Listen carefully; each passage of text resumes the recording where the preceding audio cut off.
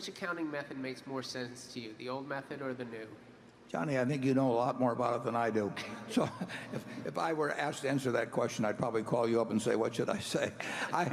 It's not a factor that will enter into Berkshire, so I really have not.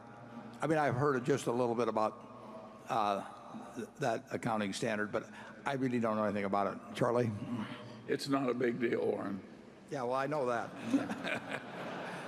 Yeah. There are a few things in accounting we really disagree with, and whether they might be material to somebody trying to evaluate Berkshire, and that primarily gets into amortization of intangibles.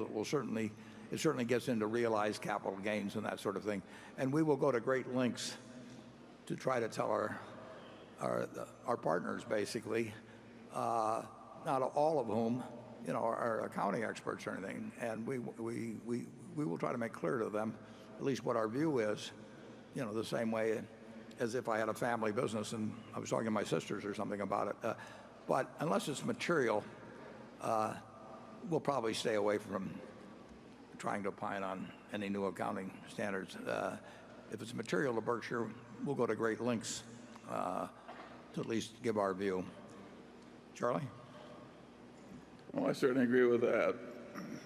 Okay. That what he's talking about is not very material to Berkshire. No, it isn't, and it really won't be. No.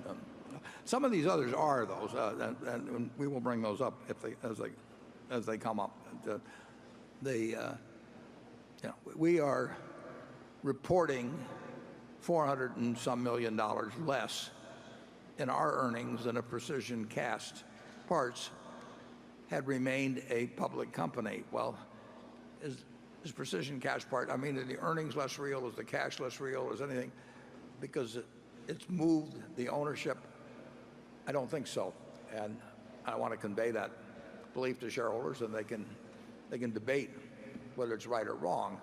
But I think it's a mistake not to comment and just assume that the owners understand that, because it's a fairly arcane point. And so we point it out, but we also point out if we think depreciation is inadequate, as for valuation purposes, that depreciation is inadequate at a very capital-intensive business like BNSF, which I must say, still love anyway.